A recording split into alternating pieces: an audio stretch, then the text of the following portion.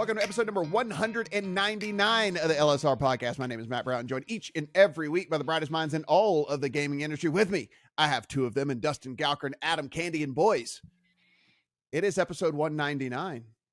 That means the next one where we decide to get here on this very, I won't even name the brand. They don't sponsor us. What do you say, podcasting website to do this is going to be episode number 200. Now we are going to endeavor to get some guests on here and things like that. So whether we're at you next week or 2 weeks from now, depending on what some scheduling and things like that, we will get back to you. But super excited about that. And Adam, look, I know we say it kind of like, poking fun at ourselves or something, but I mean, and honest to God, like getting to 200 episodes, something that we just kind of started as a, hey, look, I think maybe the industry would enjoy something like this, just a quick wrap up of all of the news, because it's hard to keep up with things.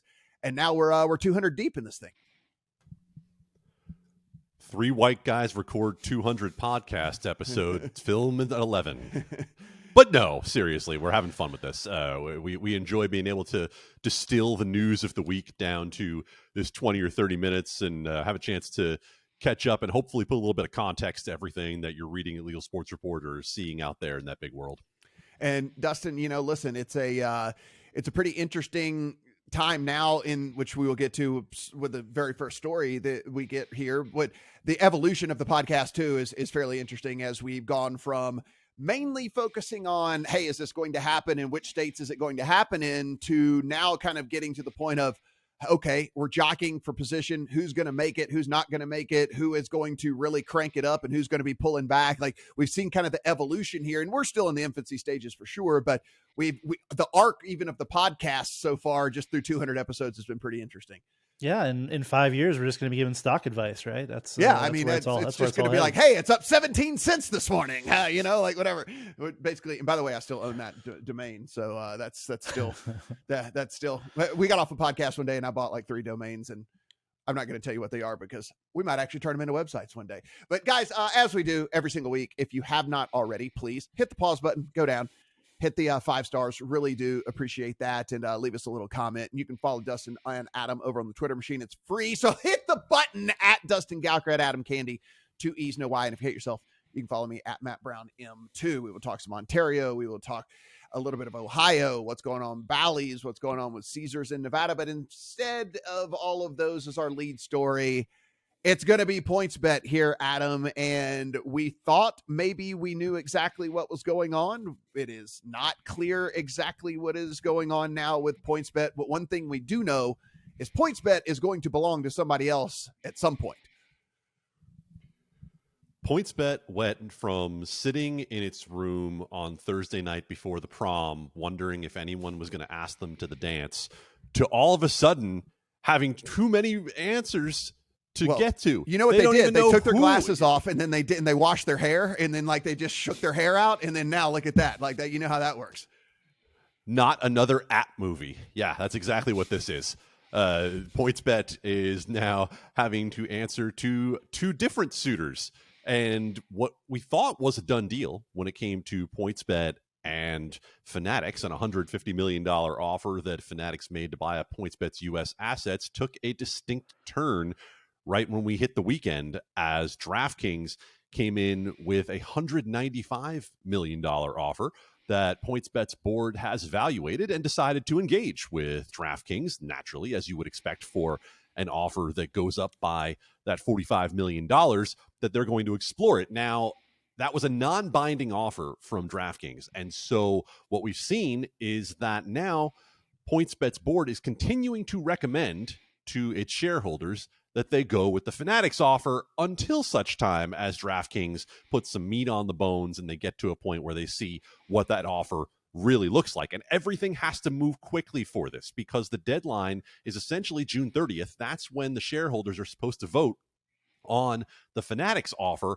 And so the deadline set by PointsBet to DraftKings is June 27th to get everything in one place and to get that offer fully evaluated. Now, Fanatics is, of course, firing back, calling DraftKings essentially desperate and trying to get this narrative out there that it's really a $500 million offer for for PointsBet. And let's go ahead and just put a kibosh on that right now. It is not a $500 million offer. And the people trying to push that need to get off it, because if it were really a $500 million offer, you wouldn't be calling it a $150 million offer. Don't try to add in marketing spend and ad spend and things like that. That's just silly. Everybody's going to ultimately do that. So here we are essentially in this 1 week period where we're not sure who ultimately is going to get their hands on PointsBet. Will it be DraftKings in essentially what is a blocking maneuver to keep Fanatics from being able to lower its market access costs for getting into certain places?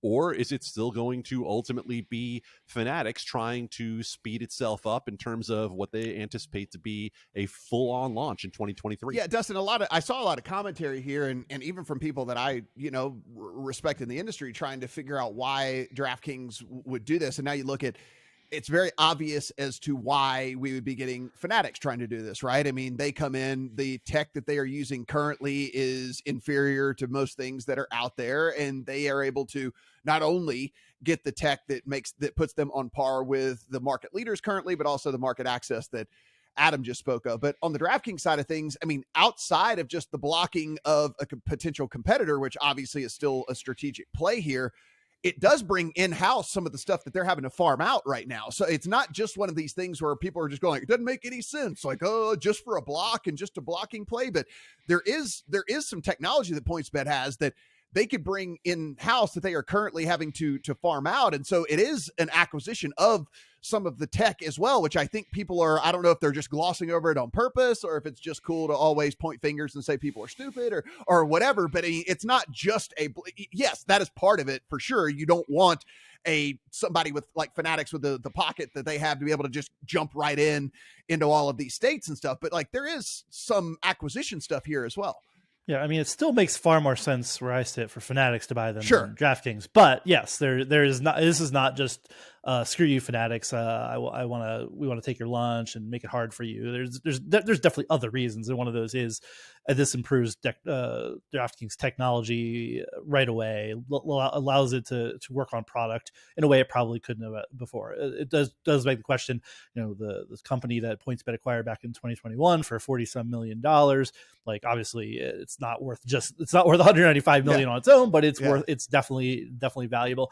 The other thing I've had pointed out to me is this has been really couched as a sports betting play, but PointsBet holds online casino licenses in a lot of states. DraftKings could deploy another skin, just work on Golden Nugget under the PointsBet. There's other things here that, at least make, maybe more than marginal revenue if it makes sense. The value of those licenses themselves, again, even though from the Fanatics side, I think the calculus has not always been on sports. It's been more on sports than it has on casino on the other side of it, because sports is the sexy thing to talk about, but casino sits out there, and it can definitely make sense for DraftKings. It still does feel like, yes, they want. I think seems like the most likely outcome is that Fanatics bumps its offer up a little bit to say, don't worry about this non-binding DraftKings offer in the next few days, or they just run out of time because, like Adam said, we're running on a short time frame. We know, yes, shareholders would like to get that extra 45 million, but they're bleeding money right now. We know from all accounts. So this has to get done. They have a binding offer in front of them. Are they going to toss that unless DraftKings gives them a binding offer the next week? I don't think they will unless they get that binding offer. So it's definitely interesting. We haven't had a whole lot of drama on the M&A side in a while. It's fascinating to see DraftKings jump in here and create some chaos in the space. Adam, when we look at this as well, and again, just kind of getting back to the product side of things, whether it's Fanatics, whether it's DraftKings or whatever, one of the things that we talked about and why we were kind of excited about PointsBet in the first place when they came in was they did have a different offering from a sports betting side of things. Now, I think what we have here for whoever ends up getting PointsBet is, you're not going to be pushing points betting right off the gate. It's why we've switched more to the narrative of same game parlays. Those they're easy to understand, right? It's very easy for the new casual bettor to understand all the stuff, where points betting does take a learning curve and whatever. But as we talk about a little bit further down the line, where you're going to have innovation to retain customers, you're always going to be looking to come out with new things, whatever it might be. So a DraftKings, a Fanatics, whoever it might be, can kind of keep points betting in their back pocket and then play that trump card, a couple of years down the line as we have a more mature market, as the education process can be a little bit greater towards what points betting actually is. And you do have something that is unique in the market in the United States, at least as we sit right now. Because I'm pretty sure you called me an idiot 5 minutes ago for only talking about the blocking play, I'm going to push back on the product side of things here and say, yes, you can certainly put points betting not only in your back pocket, I think probably up in the back bedroom closet on the very highest shelf, only to be brought down 10 years from now, because the risk involved in points betting is almost 180 degrees from what the market has shown that it wants right now. It wants to risk a little to win a lot. It doesn't want to risk a little or even a lot and potentially have the chance to lose a lot as well. Now, it could work for a very specific type of customer, that's for sure. But did PointsBet ultimately have the customers to make that product work? I think that's a reasonable question. I think also you can look at this and say the in-play product is certainly something that PointsBet was trying to perfect, and that could be something that would be beneficial to DraftKings, to Fanatics, to anyone else.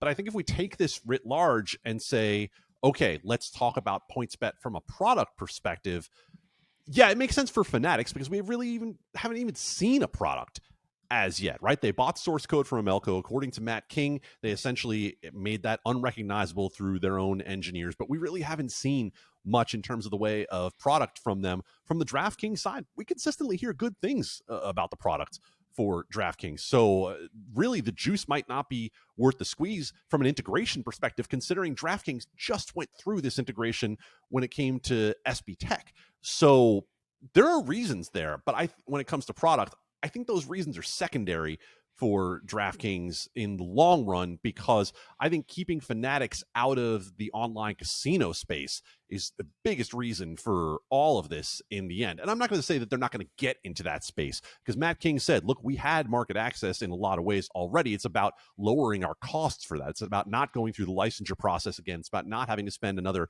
$10 or $20 million in certain places to be able to get ourselves in place. So in the long run, it makes way more sense, I think, for Fanatics. But if DraftKings, for what is a relative pittance compared to the idea of what, a $2 billion purchase by Penn of the Score, LOL, yeah, it does make sense that way. And Dustin, finally, you take a look, and we've already seen from Fanatics, right? I mean, it does seem like everything that they preach is true about kind of in it for the long game and whatnot. I mean, they didn't rush to market or anything where they could have done all of that. And so whether this deal goes their way or not, I do expect they will invest, super heavily in product. And all this does is just kind of fast forward things, right? I mean, it's like they will eventually we've seen from them so far is kind of like, oh, we're not going to rush and rush and rush and rush. We would rather do things, better. So I imagine we will get to a point in which we're looking at Fanatics, and yeah, they'll probably have one of the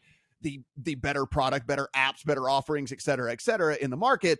It just helps from the PointsBet side of things because that just speeds things up by, potentially maybe even years. Yeah, absolutely. Fanatics will get to market faster with PointsBet, have a better product, all of that if it's in the window. But it will over, the course of years or even less than that, be a good product with or without PointsBet. I think in the calculus of this, like we talk a lot, who can disrupt the U.S. sports betting market and online casino market right now, and the list is small. I've basically got it down to Fanatics and 365. That's what we talk about.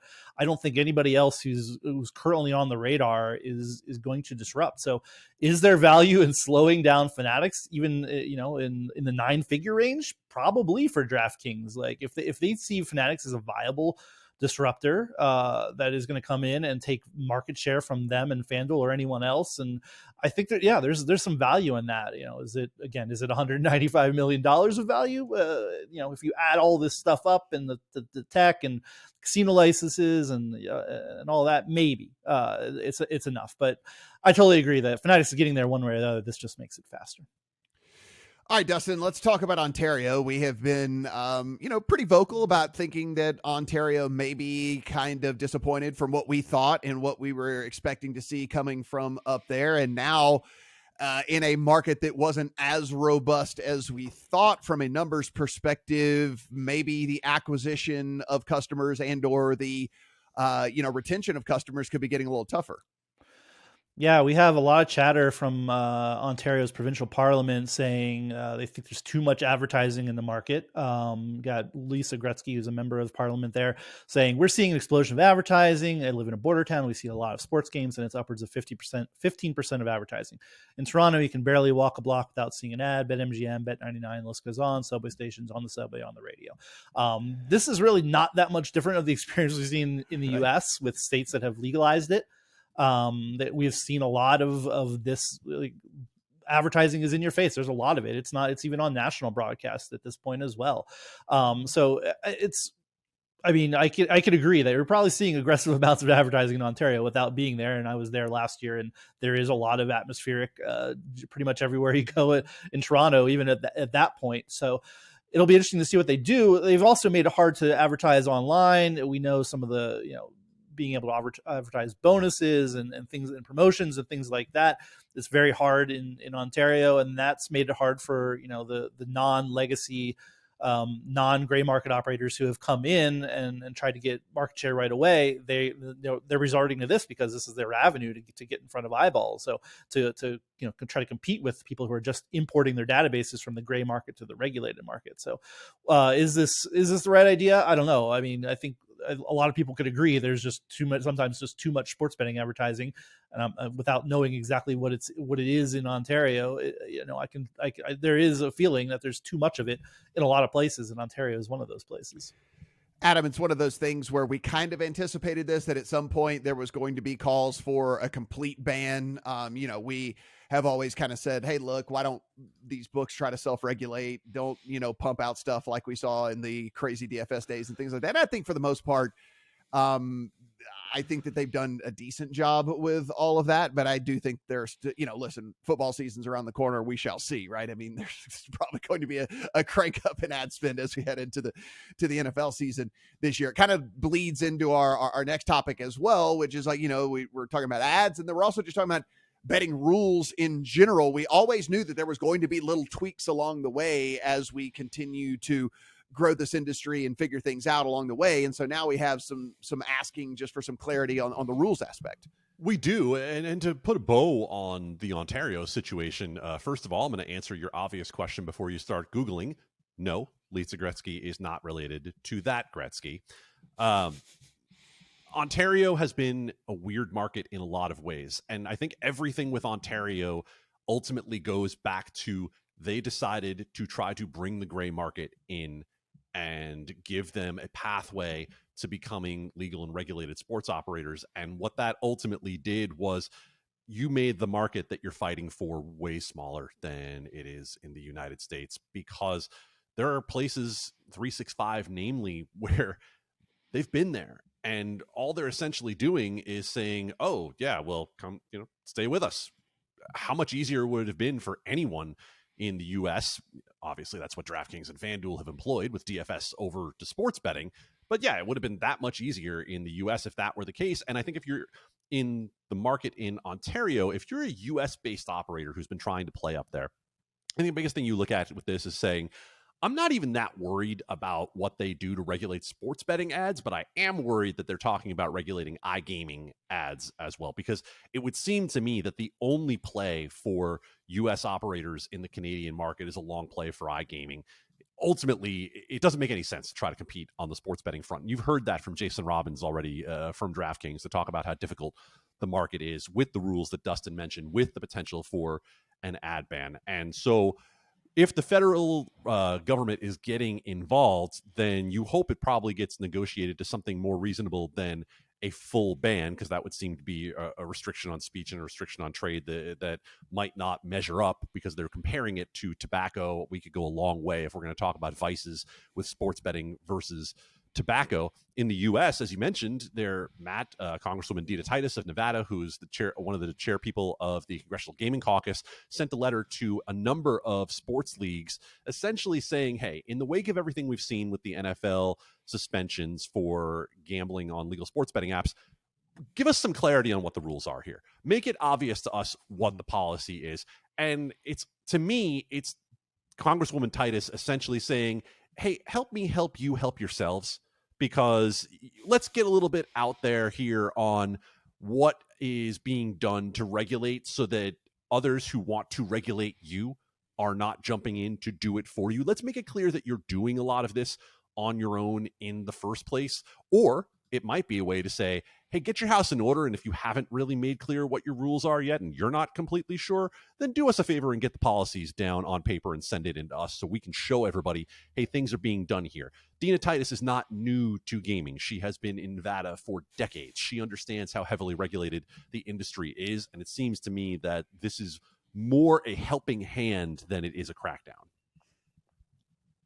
Yeah, Dustin, we take a look at that. It's kind of something we've mentioned here a couple different times on the pod. Don't want to rehash too much here, but basically as these suspensions come out and these investigations come out and all of that, I mean, you do hear some of these guys going like, I didn't really even know that was, a problem, and we've heard that a couple of different times now. So if they don't know and we don't know, and maybe even the NFL office doesn't necessarily know, it only makes the most sense in the world to have a full-on here, spell it out, A, B, C, D, E. This is what happens. This is the punishment. This is what happens. This is the punishment, et cetera, so that everyone knows there's no questions around any of this stuff, and you don't have guys like us sitting here screaming into a microphone saying that the penalty is too harsh or you're making it up as you go, because at least it's on paper and everyone knows what is expected of them. Yeah, I mean, Titus is 100% what Adam said, is trying to avoid cut them off the pass, as they say, right? Like, let's not have the inverse of this. Let's not have the bad version of people. What are you doing? What are you doing to be proactive? And the NFL, to its credit, at least, like this week, just put out everything. It's like what it's doing. Here are the exact rules, and be very clear about that. I think we need more transparency eventually on what all this the player suspensions are about. But they've outlined very clearly to the public, here, this is what our policy is. And yeah, it just can't hurt for everybody to do that. Like, what exactly are we doing? What are the rules? Let's be very clear about this, and yeah, not have the bad headlines or the famous cardboard poster held up by a congressman that Adam and I like to refer to with something bad on it, right? Let's get ahead of this, and she is trying to help that. It's quite clear.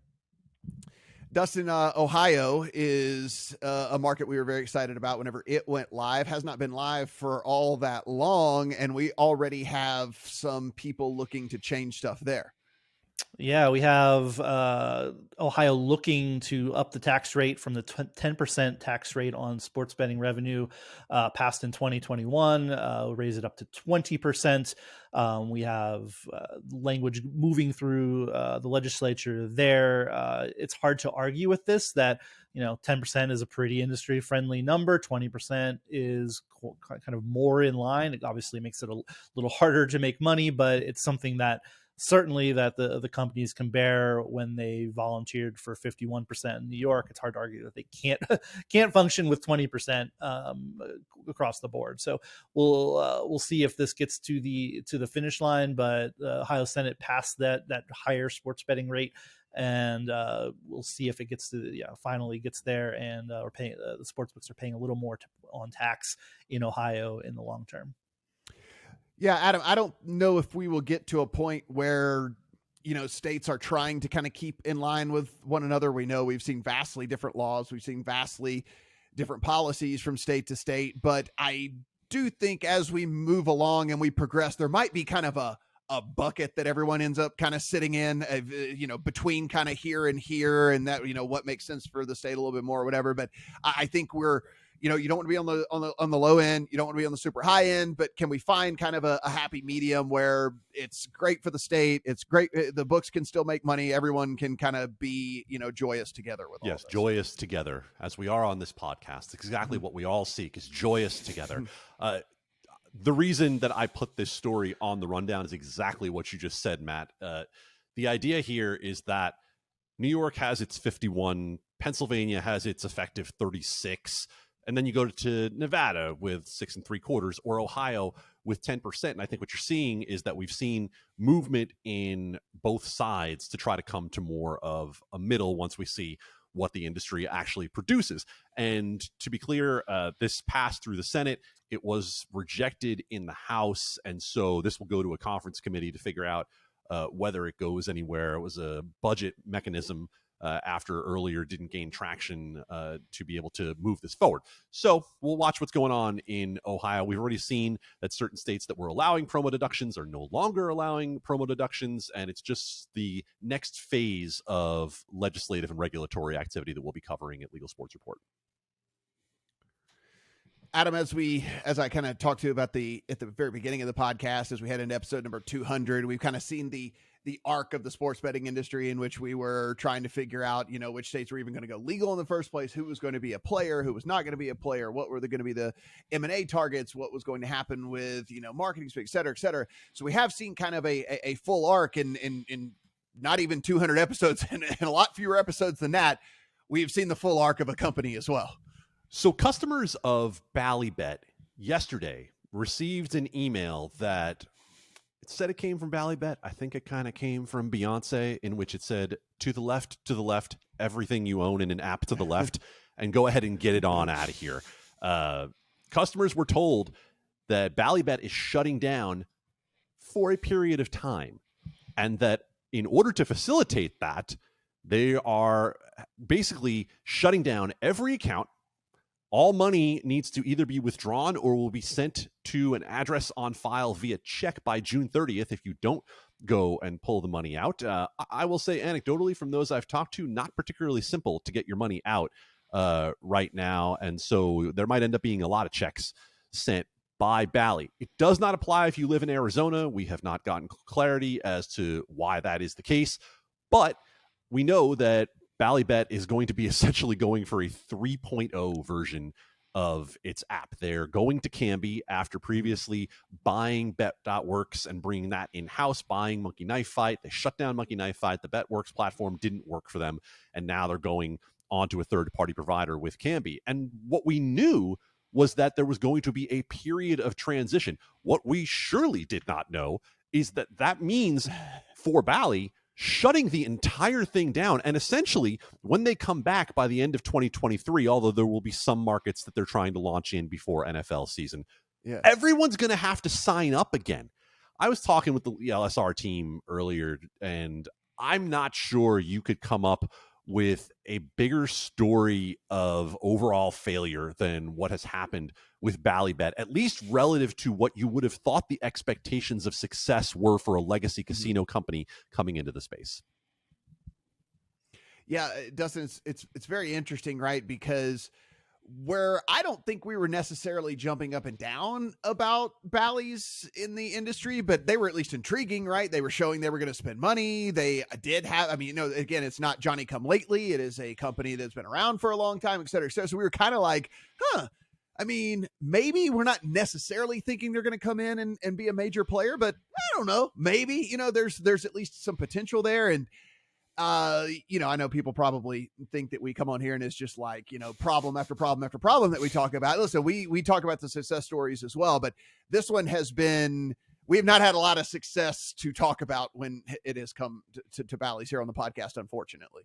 Yeah. They spent a lot of money to try to compete in this space, and basically shutting it down and starting from scratch is, that's kind of what they're doing. It seems like everything that Adam just described is just a horrible UX. Like, shut your account down, migrate them.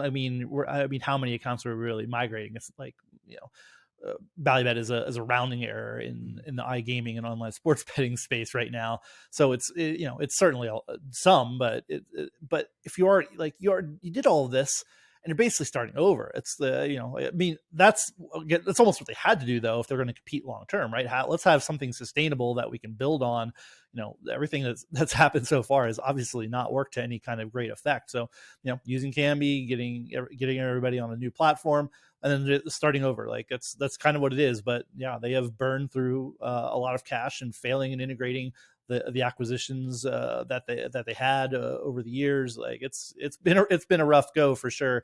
But we'll see if, I don't know if version 2.0 of Bally is going to be any more successful than 1.0, but it's pretty clear that 1.0 was not going to work out.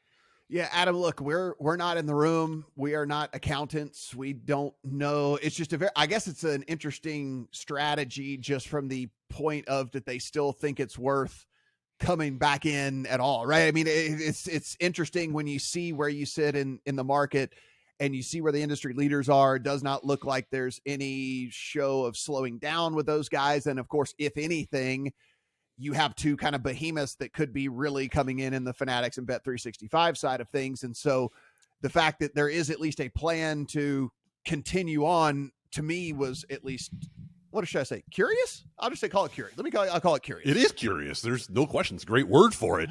Dustin kind of summed it up well there, that the experience for a customer is so poor here that you almost wonder if they're saying, yeah, our customers weren't any good in the first place. Right? Like we talked about with some of these companies that have shut down versus being purchased, that everyone is looking at them and saying, yeah, your customers were not profitable, right? Like not that your customers were the super sharp customers that you're making money off. They just weren't gambling with you. They weren't spending any money. And so maybe that's the case here for Bally, is they're like, yeah, whoever we had wasn't that great in the first place. And so we're just going to go ahead and hit the restart button. We're going to tank for Wemby and hope that we come into something great when Candee comes around. So that's the play for them. Sports betting as a gateway, again, as we're talking about a lot on this podcast, to iGaming, because you have a legacy gaming brand that you can probably sign up some of your customers for. Maybe the cross-sell ends up working a little bit heavier the other direction. Maybe Bally's has a plan that they want to be able to sell more casino customers into sports. I couldn't tell you, but you know what? Let me tell you that I don't think they can either. Dustin, let's close things out here with a little bit more of a personal topic for me. I wanted a late addition to the rundown here, and that is, and look, it is something that I've joked about for a very long time, and to see at least a company stepping up to the plate is interesting. Caesars in Nevada was the first company to finally take the plunge, right? They launched their rest of country app here, and when I say that, you're going, I don't even really get it, because people who don't understand what it is like to have bet in Nevada since the apps were available, you don't even get it. What you have out there is so amazing, and we did not have any of that stuff. And Caesars decided to go ahead and launch and take that next step here. It is at least a refreshing look that a company that is, again, didn't necessarily have a big reason to do it, because everything's just kind of been working as it is, decided to go ahead and take the step forward here. What that did, guys, if you're wondering, there was not a robust market of, let's just call it, prop bets that were available here on a regular basis. There was no such thing as same game parlays. There were no boosted bets. There were no real reward programs, like any of that stuff, all of which is integrated into the new Caesars app. Now you take the good with the bad.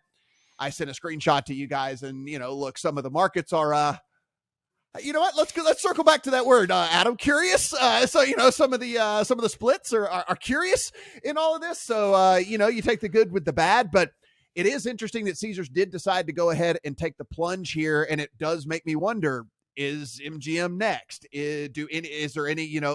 What does this do now for a Nevada market that has sat stale and stagnant for eternity, essentially?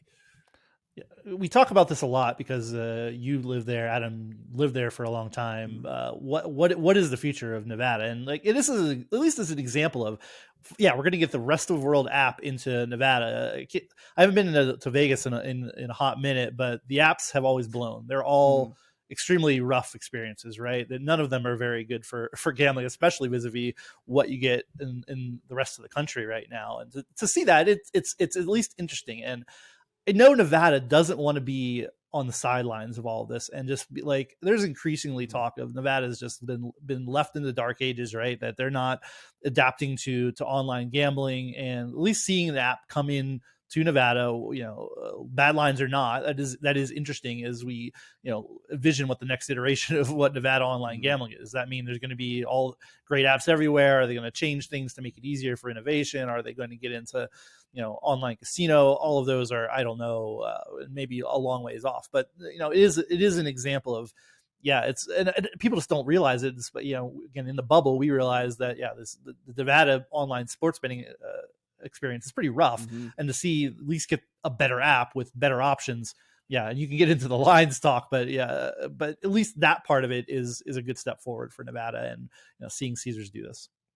Adam, we look, I mean, obviously the other company that is looming out there that could do this would be MGM. They do have a rest of country app as well that is not available in Nevada. They do have a rewards program that is available rest of country that's not available in Nevada. You do have the partnership over at Virgin Casino with Betfred, who is able to operate currently an over-the-counter, but not actually have the app live in Nevada. So maybe that could be coming as well. So in theory, we could be looking at some point in the football season with 3 kind of rest of country apps, which would be pretty massive, I think, for this market, because while the, gigantic bettors are always going to flock to some of the old school books that will take the really big action, I do wonder if some of the casual stuff where we see, I mean, William Hill just still crushes, as far as like numbers come in Nevada, and there's nothing special about that app at all. It's a bunch of casual guys as well. And so I do wonder if maybe,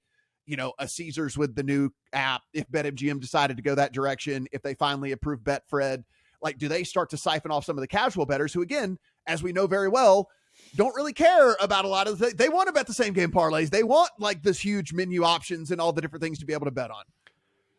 Sit back, you two, and let Grandpappy from Nevada give you a little bit of history here as we explain. Come on, Papaw. Yeah, sit on Papaw. my knee, and let me tell you a little bit more about what's going on here. First of all, as an aside, one of the mind-blowing moments for me in 2023 was learning that there is a Fred behind Betfred, and seeing that Fred on camera at Super Bowl time, like, oh my God.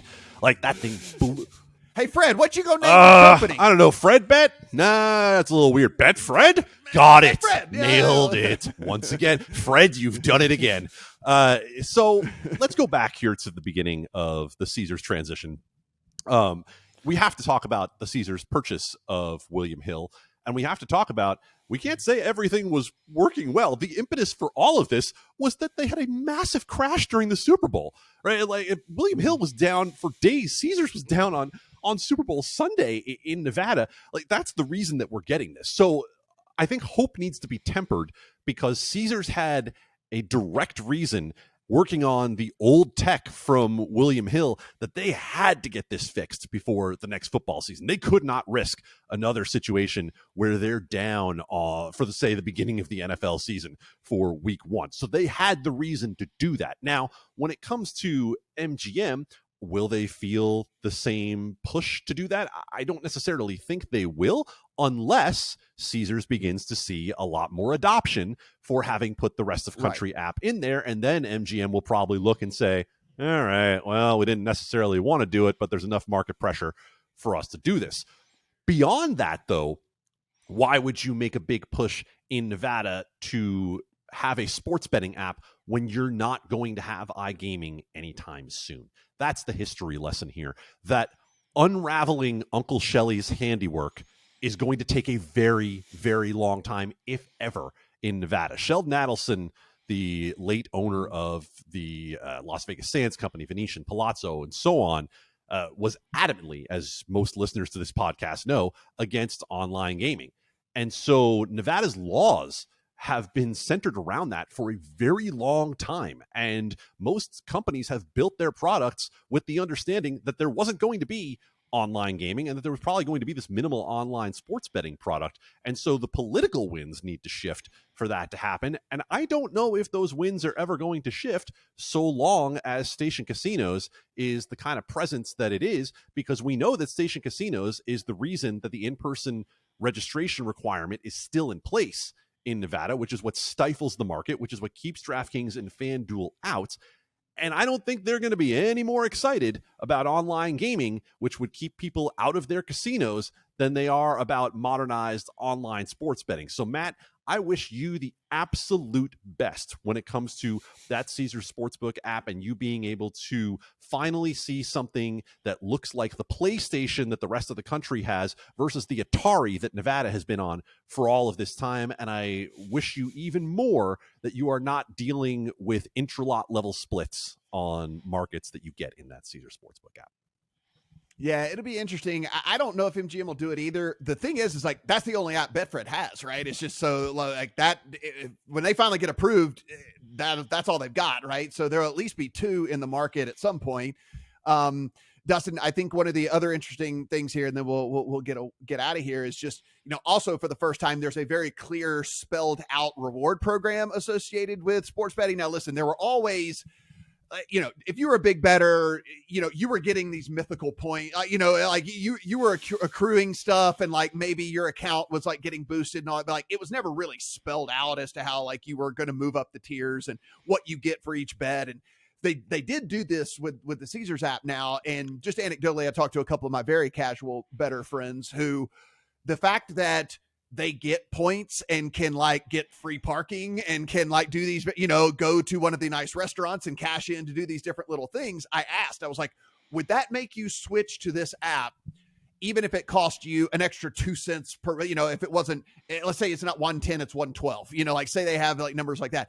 The 2 cents to them meant absolutely nothing. And what meant everything was the fact that they would be able to get to the gold tier where they're going to park for free, or get to a point where a $25 gift card to go to the buffet or whatever is sent to them. And so it is at least somewhat interesting to me from that aspect, and how well they market that heading into the football season. They did advertise fairly well that they were switching over and migrating to this app. I got several emails along the way. The communication was good with that. And so will the very clear spelled out, hey, when you make a bet, you get this many reward points, and you can go into the app and track your progress and watch your, your status climb and stuff. Will that matter to the casual bettor? We'll find that out, I guess. I mean, this has been a long game for legacy casino companies, I think, in the U.S. with online sports betting casino for a while, right? It's been MGM, Caesars, Penn, Boyd, whoever. Engage with those customers in a different way, and if you have the synergy between an online app and you can get them to a property or have them engaging with your brand in some way, that's valuable. We see like New Jersey, again, the longest example of a decade of online casino before sports betting was even a glimmer in anyone's eye. It was, we've seen this engagement with, people, you get to engage with customers you wouldn't get. You get to engage with lapsed customers. You get them into the casino possibly where you really didn't have a touch point with them other than, some email marketing if you had their email. Now you have, now they're playing on your online casino. Now they're playing your online sportsbook. So there's definitely value into that. Again, is that going to be the path of Nevada? Again, I'm with Adam. It's going to take forever for anybody to really realize that in a meaningful way. But we do have, MGM and Caesars sitting there who, obviously have figured this out and have some value on it. Can they push back on the legacy other casino companies that don't really buy into this? That's the probably over decades we're going to see this in Nevada. I don't think in forever we're going to see this, but I think at some point it becomes so prevalent that we will see it in Nevada. Is that 10 years, 20 years, 50 years from now? God only knows. We'll probably all be dead, but you have hope if you're a youngin'. Guys, as we talk about everything on the podcast here over at legalsportsreport.com. So please go in, take in all of the words that Adam and team are putting on the website over there. They're putting in a ton of hard work and explain it a little bit more in depth than we do here on the podcast. As always, we do appreciate every single subscribe, rate, and review to help us climb up the chart. So do thank you there. And if you're watching over on YouTube, thanks. Please hit that subscribe button down below as well. Episode number 200 coming soon. We will advertise that as well. We will let you know when we are going to go live and who actually we are going to be talking to as well for that. So please pay attention to us over on the Twitters as well as the Legal Sports Report Twitter over there too. For Adam, for Dustin, I'm Matt. Talk to you guys soon.